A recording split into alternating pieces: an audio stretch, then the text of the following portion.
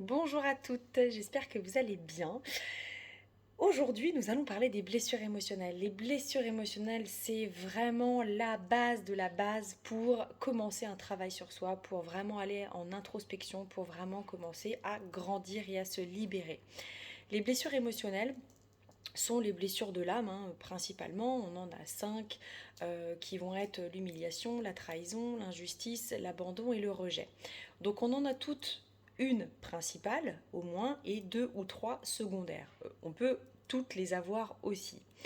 Mais c'est vraiment ces blessures-là qui dirigent en fait quelque part notre vie au quotidien.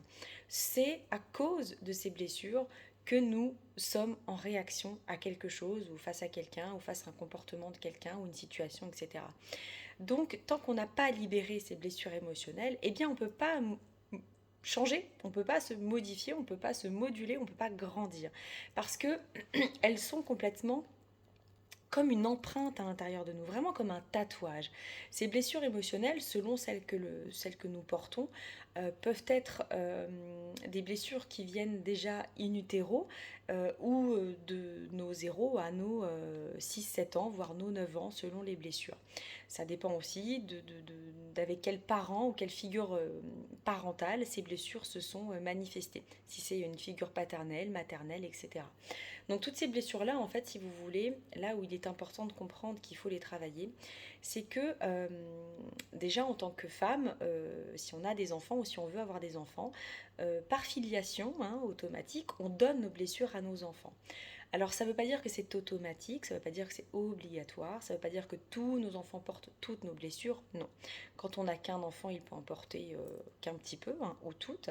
Quand on en a deux ou trois ou plusieurs, eh bien c'est dispatché. On va dire que c'est équitable, on est sympa, on donne un petit peu à tout le monde. Voilà, c'est comme ça. Quelque part, c'est héréditaire, j'ai envie de vous dire. Et là où c'est assez troublant, c'est que parfois on n'a pas forcément conscience de la blessure que l'on porte. Et c'est notre enfant, en fait, en effet miroir, qui nous renvoie complètement l'enfant qu'on était ou la personne que nous sommes encore aujourd'hui. Et quand je dis la personne que nous sommes encore aujourd'hui, c'est l'enfant intérieur qui se manifeste en nous, qui est en réaction et en miroir avec notre propre enfant. C'est hyper intéressant, c'est en même temps très complexe, mais tellement grisant de pouvoir se détacher de cette blessure, de pouvoir la sublimer. En fait, les blessures émotionnelles, enfin les blessures de l'âme, on a plusieurs façons d'être avec. On la refoule, on la rejoue ou alors on va la sublimer. Et quand on la sublime, cette blessure, on en fait quelque chose de beau. C'est-à-dire qu'on ne l'éradique pas totalement de nous parce qu'elle fait aussi partie de nous.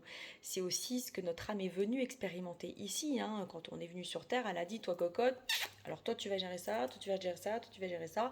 Et puis du coup, on arrive avec notre bagage. Donc, étant donné qu'on arrive avec notre bagage, on le porte, mais on est venu pour le transcender, on est venu pour le transmuter, on est venu pour modifier tout ça et en faire quelque chose de beau. Donc, quand on parle de sublimation, eh bien, quelque part, c'est ça, c'est que cette blessure est en nous, mais on la laisse plus prendre le pouvoir sur qui nous sommes. On la laisse plus prendre le pouvoir sur ce que nous souhaitons faire de notre vie. On la laisse plus prendre le pouvoir sur le sens que l'on donne à notre vie. Donc les blessures émotionnelles, bien sûr que c'est des séances qui ne sont pas très joviales, même si on rigole beaucoup, mais je vous fais beaucoup pleurer, je le sais, je suis pas mignonne, c'est comme ça, mais je vous fais beaucoup pleurer parce qu'en fait, l'émotion ne ment jamais, le corps ne trahit jamais. Quand au début de séance, des fois on me dit ah bah oui, mais là, non, je vois pas du tout, je comprends pas. Et puis qu'on rentre au cœur de la séance et qu'on travaille, qu'on va au fond du truc et que vous avez les larmes qui coulaient parce que waouh, il y a un truc qui s'est libéré, bah je l'ai pas inventé, je vous ai pas pincé, ça s'est pas manifesté de je ne sais où, c'est juste votre âme, voilà, c'est aligné, c'est guidé, c'est ok, c'était le moment de s'en libérer quoi. Donc du coup, tout ça c'est vraiment hyper important de prendre conscience qu'il faille se libérer de ces blessures émotionnelles. Et puis on travaille aussi on va un petit peu plus loin dans la démarche parce qu'on va aller aussi travailler avec les liens qu'on a avec nos parents. Donc ça, j'en parlerai ultérieurement, mais c'est vraiment très complet. Ça permet aussi de prendre conscience, quand on se libère de nos blessures émotionnelles, bah qu'en fait pendant très longtemps on s'est raconté des histoires quoi, que pendant très longtemps on a traîné un truc qui date de quand j'avais 3 ans et demi, que papa m'a fait ci, m'a fait ça, ou m'a dit ci, m'a dit ça, que je me suis sentie complètement mais anéantie, pas bien du tout, et qu'en fait ça a généré une blessure à l'intérieur de moi de rejet, par exemple, ou d'humiliation, et qui fait qu'aujourd'hui, bah, je me sens humiliée, ou j'ai peur d'être humiliée, ou je m'humilie moi-même. Donc ça arrive aussi, bien entendu, par des comportements, des travers qu'on peut avoir, qui fait qu'on s'humilie, on a honte, hein, c'est ça l'humiliation, c'est quand on a un sentiment de honte. Donc tout ça, c'est alimenté par ça en fait. Et quand on met en lumière cette blessure, qu'on comprend d'où ça vient, et qu'on n'a surtout plus envie de l'avoir en nous, parce qu'on sait que ça ne nous appartient pas, que c'est simplement une blessure qui est venue en réaction par rapport à un enchaînement de situations, ou parce que nos parents eux-mêmes la portaient, etc. On se dit, non mais attends, moi je coupe le truc, je fais une scission sur ces blessures qu'on me refourgue de génération en génération, je n'en veux plus, et je ne veux surtout pas la transmettre à mes enfants. Donc déjà, ça c'est primordial. En plus de cela, ce qui est génial quand on travaille sur nos blessures, et quand on a des enfants, ou quand on veut avoir des enfants, c'est qu'on coupe la chaîne. C'est-à-dire qu'il n'y a plus de place à cette blessure. On ne l'alimente plus. On a coupé le robinet énergétique. Donc il n'y a plus rien qui coule. C'est terminé. Donc on sait déjà qu'on ne va pas transmettre à nos enfants ça. Et rassurez-vous, pour celles qui ont déjà des enfants, quand on guérit nos blessures et qu'on a déjà des enfants, ça se manifeste chez eux. C'est-à-dire que la plupart du temps, on n'a pas besoin d'emmener les enfants voir des psys, des pédopsychiatres, des psychologues, etc., ce que vous voulez. La plupart du temps, ça vient de l'adulte. Alors je ne vous parle pas d'un enfant qui a 18-20 ans, parce que là c'est autre chose, mais je vous parle d'un enfant qui va avoir entre 0 et 15 ans, vraiment, mais même jusqu'à presque 15 ans.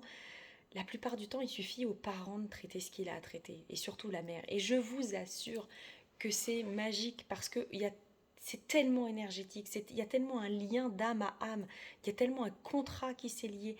L'âme de votre enfant n'est pas venue vous choisir en tant que mère par hasard, donc il y a un truc qui se met en place qui est merveilleux, c'est-à-dire que vous le libérez de quelque chose d'incroyable qui fait qu'il ne va pas se traîner ce boulet-là, et que lui-même n'aura pas besoin de le libérer plus tard. Ça va se faire automatiquement, et je vous assure que c'est merveilleux. Je suis bien placée pour le savoir, je vous assure. Ayant 2 filles, je vous assure que c'est vraiment incroyable.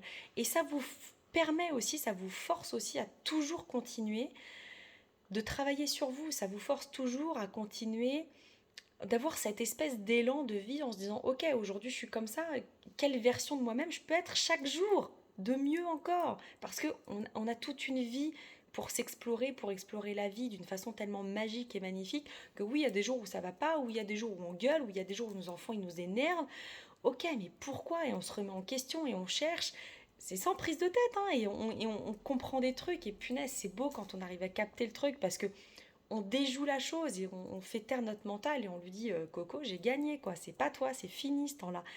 Je vous assure, les filles, allez-y, foncez, travaillez sur vous. C'est vraiment un cadeau que vous vous faites, sincèrement. Donc voilà, j'arrête de parler. Je vous souhaite une très belle journée, je vous embrasse très fort, et je vous dis à bientôt. Ciao.